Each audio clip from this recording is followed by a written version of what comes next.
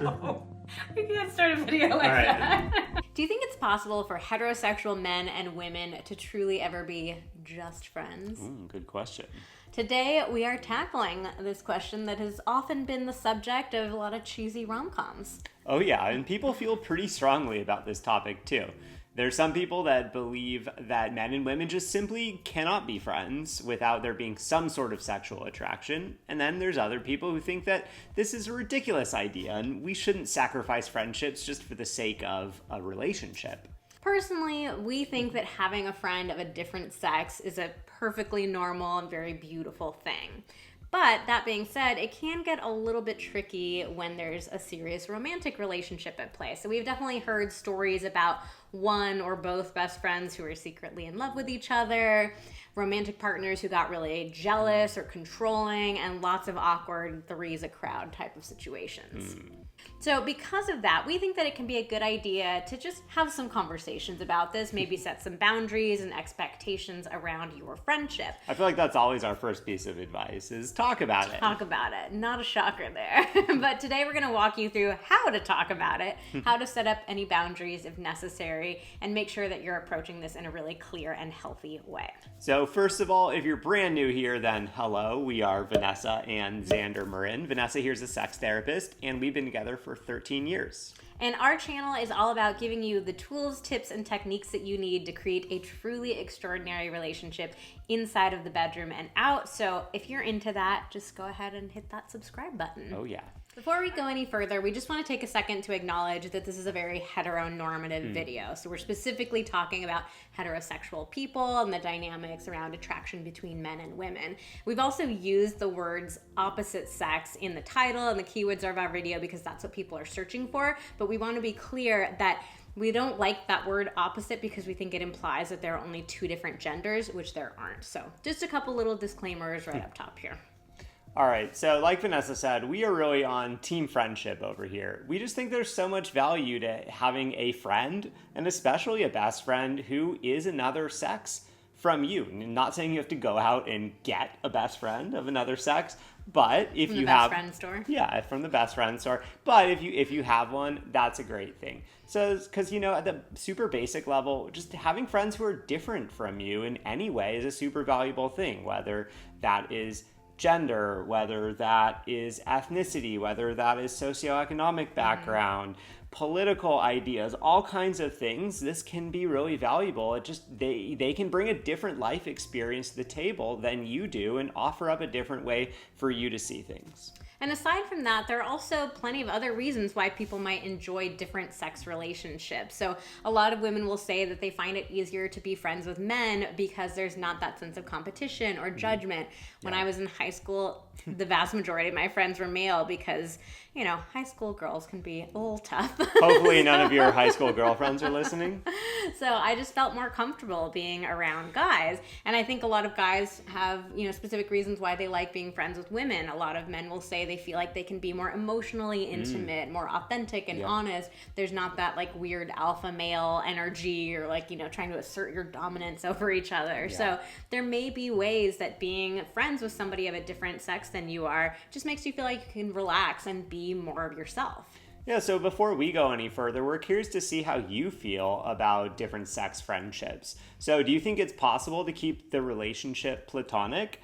So give us a Y down in the comments if you agree, and give us an N in the comments if you don't think it is possible to stay platonic. Yeah, like we said, people have some pretty strong opinions one way or the other here. Yeah, so while we definitely believe that these kinds of friendships can work when you are in a serious relationship with somebody else, but we do recommend setting up some boundaries so that this will just help all the parties involved feel safe and respected.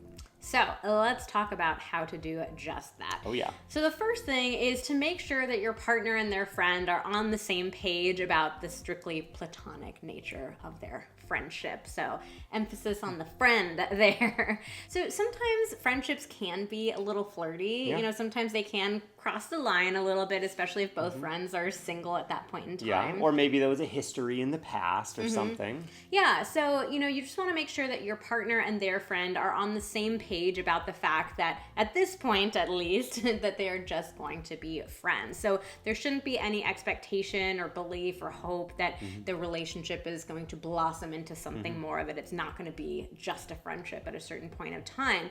And so this could be the two of them having a conversation, and it could be something like, you know, I know that in the past we've gotten drunk together and made out on occasion, but, you know, now that I'm in a relationship, now that I'm with my partner, that's not something I'm going to engage in anymore. I just want to make sure that we're being clear about that, or, you know, we both know what's going on. So, you know, if you as the partner, you know, have any sort of fears or suspicions, you can bring them up with your partner, but you want to be careful. You don't want to go in hot accusing your partner of having this inappropriate relationship. Yeah, don't be overly paranoid. Yeah, sharing all these anxieties. And, you know, let your partner respond and then just drop it. Like, you don't want to keep harping on it and really, like, looking for things that aren't there. All right, so number 2 is decide your comfort level for different activities. And there's no right answer here. This is a conversation and feeling into how you feel about stuff and what kind of boundaries you feel like are appropriate to set. So one thing is, does the idea of like your partner partying late at night with their other sex friend make you feel nervous? Something to feel into, maybe something to set a boundary about or have a discussion about. Does the idea of them spending time alone at one of their apartments or having sleepovers make you feel uncomfortable? Something to weigh. You know, this gets tricky because you don't get to just come in and set a ton of boundaries for your partner about what they can and can't do. But at the same time, you got to think about, like, are there things that you feel really strongly about, or things that are going to make you feel really safe with, you know, this friendship?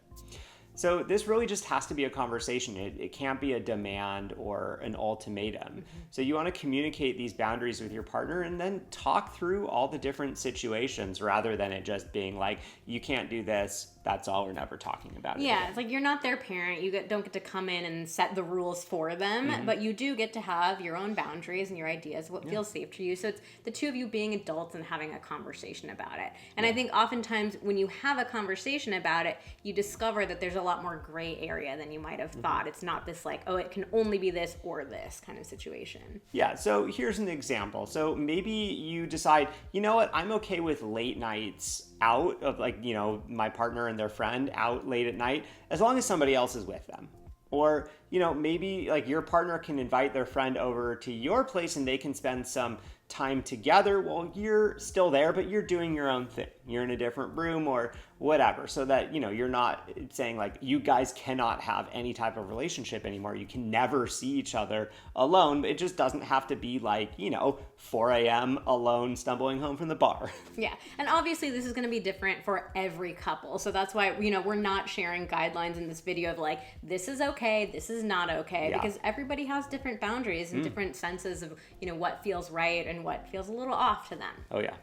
All right, number 3 is that we want to invite you to consider that you may have some of your own stuff going on here. Yep. So it's really easy to focus on your partner and their friend and, you know, feeling a lot of anxieties or suspicion, stuff like that. But just because those feelings get stirred up doesn't mean that your partner's friendship caused those feelings or is responsible for those feelings.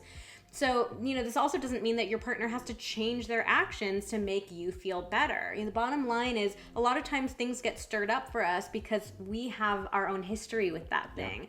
So maybe you have been in a situation in the past where there were some boundaries that got, you know, crossed, or some lines that got crossed, and now you approach this relationship feeling more suspicious or feeling more anxious.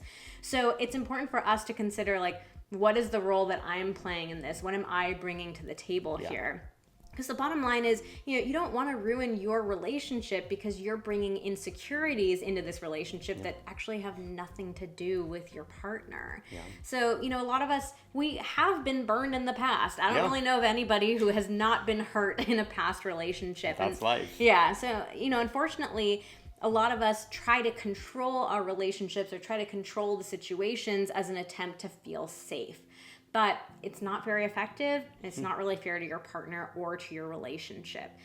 Very easy to project your insecurities onto your partner, onto their friendship, like thinking that, you know, they like their friend better than you, or they're gonna run off together because they're secretly in love. But like, again, this just isn't fair to your partner or to your relationship. So this is obviously a huge topic. We can have an entire video about like trust in relationships. Maybe we will. But we think that it's important to just have a little bit of faith in your partner, especially if they haven't given you any sort of reason to be suspicious. Yeah. Obviously, if they have given you some reasons to be suspicious, that's a different story. Yeah, maybe set some larger boundaries. Yeah. So just recognize, your partner, they cannot be everything to you, and you cannot be everything to them. That does not make a healthy relationship. So it's normal, natural, it's a good and healthy thing for your partner to have some of their needs met by people outside of your relationship. So bottom line, your partner's friendship is not necessarily a threat to your relationship. All right, so speaking of having needs met outside of your relationship, number 4 is you could try becoming friends with your partner's friend. See if you can have some of your own needs met by them. If you love your partner, there's probably a good chance that you're also gonna love their friends too. Right? Not always, but there's a pretty good chance. Not always, but hopefully they have good taste in friends and you like that. So, befriending your partner's best friend, it can be a really great way to decrease your own anxiety, and also, who doesn't want another great friend? So we're not saying that you have to be there like every time that they hang out. You guys have to be this like threesome best buds or anything like that. But Three musketeers. Yeah, like we're just saying, rather than seeing this other person as a threat to your relationship, like why not try befriending them? It's an opportunity. Mm-hmm. Yeah, because building a relationship with your partner's best friend also shows that you care about them, that you value the relationships of your partner and their friend, and that you respect that your partner has a life outside of your relationship. Because I think it's easy for us to forget about that sometimes. Mm-hmm. At the end of the day, with some good communication, some boundary setting, a little soothing of your own anxieties, you and your partner can both have your needs met, and nobody needs to lose a friend in the process. All right, that wraps up our video on best friends of a different sex. If you like the video, please give us a like, give us that thumbs up, hit the red button to subscribe to our YouTube channel, click the notification icon so you keep getting notified when we post new videos. Seriously, every one of those things helps us out immensely. The vast majority of people who watch these videos are not subscribed to our channel, so just hit the subscribe button. It helps us out and it spreads the message so much better. And don't forget to let us know down below if you think men and women can truly be just friends. So give us a Y or a no. Share your story with us if you have one. Yeah, but tell us. Thanks so much for watching. See you next time.